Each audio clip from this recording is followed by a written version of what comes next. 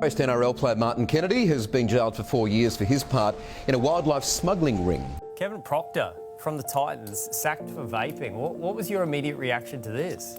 I think the question most Australians would ask about it is why. Yeah, I guess I ask myself why.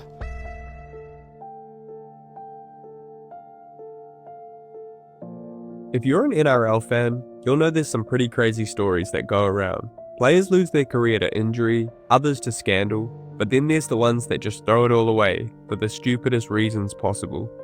Today we'll be looking at the stupidest ways to get kicked out of the NRL.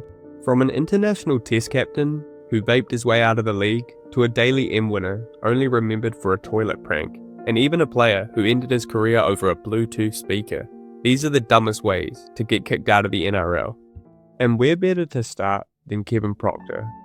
Proctor's career was built on consistency and toughness. Born in New Zealand of Māori and Scottish heritage, he grew up in Perth and the Gold Coast. He was a schoolboy star at Palm Beach High, represented the Australian schoolboys and the junior Kiwis. Picked by the Melbourne Storm, Proctor debuted in 2008 and became a cornerstone of Craig Bellamy's side. He won the 2012 Premiership, played over 280 NRL games, and represented New Zealand 22 times. In 2017, he became co-captain of the Gold Coast Titans, the ultimate leadership role in the NRL. But in July 2022, everything changed. During a Titans game against the Bulldogs, Proctor wasn't even playing, he was the 19th man. Yet at halftime, he pulled out his phone in the stadium toilets, filmed himself vaping and uploaded it to Instagram, with the caption, "Not the halftime vape." Within hours, the video spread. The Titans fined him $15,000 and tore up his contract the next day. That was it. A decade-long career as a premiership winner and a test captain ended over a vape in a stadium cubicle. Proctor then went on to play 48 games for the Wakefield Trinity in the UK Super League, and on the 10th of January it was reported that he had signed for the Eagles in the Gold Coast Rugby League. And as some of you probably saw, he unfortunately got knocked out cold at a Run It Straight event in, of all places, Dubai. And I hope he's doing well today and I wish him all the best. Now let's move on to our second story. Martin Kennedy was once a rising forward in rugby league circles. Big, mobile, hard running and destined for greatness, some thought. But life after footy took him down a bizarre illicit path, exotic wildlife trafficking. Even while playing, Kennedy appeared to have a nurtured fascination with reptiles.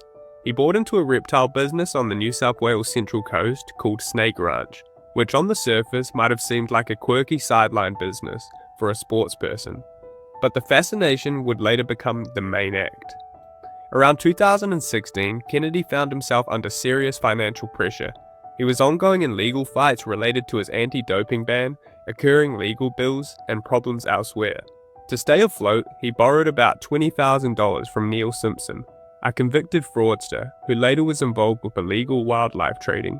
Between mid-2016 and later that year, while still under his doping suspension, Kennedy began sending packages overseas. Inside weren't jerseys or boots, but live animals. Sugar gliders, shingleback lizards, turtles, and even exotic stingrays. Authorities intercepted multiple shipments heading to Asia and Europe, many of them cruelly packaged inside clothes, containers, and bags. Some animals didn't survive the journey.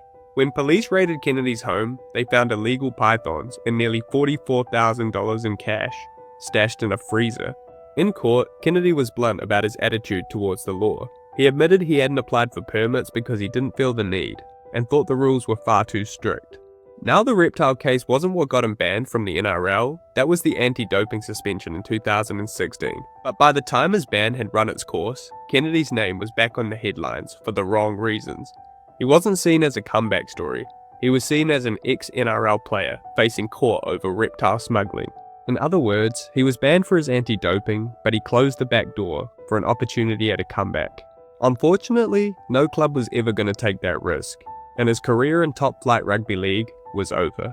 In 2019, he pleaded guilty to 6 offences and was eventually sentenced to 4 years in jail.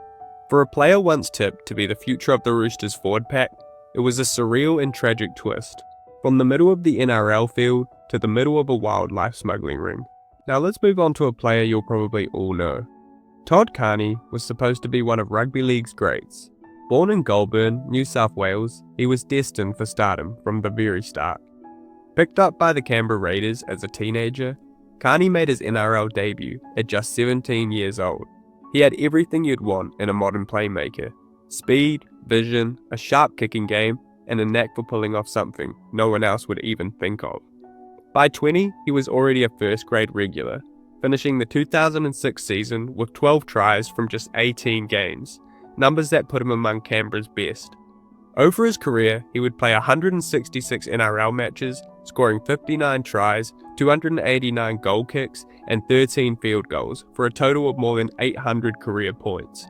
But numbers don't quite just capture how good he was. Carney could break a game open with just one step, a dummy or a perfectly weighted kick. He was the kind of half that made you believe anything could happen when the ball was in his hands. And in 2010, with the Sydney Roosters, everything came together. Carney produced one of the best individual seasons in recent history. He guided the Roosters to the grand final, scored 16 tries and slotted 72 goal kicks. He was named the Daily M winner.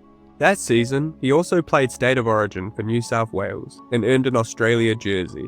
It looked like a kid from Goulburn had finally fulfilled his destiny. But if his on-field brilliance was undeniable, so too were the shadows off the field. Alcohol, nightclub incidents, and reckless behaviour. Carney's career was constantly under siege from his own decisions. Canberra eventually cut him loose, the Roosters gave him a second chance, and then the Sharks gave him a third chance. Each time he promised a change, and each time the headlines kept coming. And then in 2014, a photo leaked online, taken inside a nightclub bathroom, the moment that led him to leaving the NRL for good. It showed Carney performing what would become infamous in rugby league folklore: the bubbler, standing over a urinal, appearing to urinate into his own mouth as a prank. Within hours, the Cronulla Sharks had terminated his contract. The NRL made it clear they wouldn't register him again. Just like that, Carney's career as a top NRL player was over. On the 18th of January 2019, Carney appeared on the NRL podcast, Bloke in a Bar. He was asked by host Kemp about the incident which saw his contract terminated by Cronulla. Carney said that the Bubbler Act was performed by multiple teammates and seen as a celebration act whenever they won. Carney also claimed that former Cronulla boss, Steve Noyce, was among the club officials to witness Gibbs do the bubbler, and says he did not have a problem with it until the photo circled publicly. From Daily M winner, Origin star, and Australia international, to a media punchline, a player remembered less for his freakish talent and more for one stupid photo. Carney tried to rebuild his career overseas, playing for Catalans in France, Salford in England, and even Hull. He returned home for a crack at the Queensland Cup but never cracked the NRL again. Looking back, it's impossible not to wonder, what if? At the time of being kicked from the league, he was still a top talent, and if it was just for the one mistake, the Sharks probably would have been more understanding. But the constant string of incidents seemed to take its toll on the NRL and Carney's career. Alright, now for one of the stupidest ways to get kicked out of the NRL. And we've seen some dumb ways already, but this one's just simple and stupid. Lachlan Lewis carried a famous surname. The nephew of Queensland legend Wally Lewis, rugby league was always in his blood. Born in 1996, he came through the junior system in Queensland, before signing with the Canterbury Bulldogs in 2016. By 2018, he had cracked the NRL, debuting as a tough, no-nonsense halfback. In his first season, he showed flashes of genuine promise, controlling games with his kicking, defending with grit, and even nailing a match-winning field goal against the Warriors on his 22nd birthday. With 43 games under his belt, fans thought he might carve out as a steady part of the Canterbury Bulldogs rebuild. But just a few years later, in 2021, things took a bizarre turn. During Indigenous round, the NRL issued every club a JBL speaker as part of the matchday and hub setup. At some point, that speaker ended up in Lewis's hands. Reports soon surfaced that he had taken it home and stolen it, and he listed it on eBay under his own account. The Bulldogs quickly stood him down, and the NRL Integrity Unit launched an investigation. And Mel, the NRL Integrity Commission has been called in to investigate a bizarre set of circumstances at the Bulldogs this afternoon. Now, player Lachlan Lewis has been accused of stealing club property and offloading it, or attempting to offload it online. A couple weeks later, Canterbury terminated his contract on the spot. It was one of the strangest endings to a career in recent memory. At just 25 years old, Lachlan Lewis, nephew of King Wally Lewis, never played in the NRL again. A player with a famous name and flashes of potential, undone. But not an injury, not a scandal, nothing like that, but just something trivial and as bizarre as stealing a speaker. Although we're probably all glad it wasn't something dangerous or violent, it just makes you wonder, on an NRL contract, how could you just throw your career away for a Bluetooth speaker? It will always remain as one of the weirdest sackings in NRL history. And if you guys could all do me a favor and just hit that like button and subscribe, it would really help me out a lot. More videos coming consistently, and I appreciate all the support.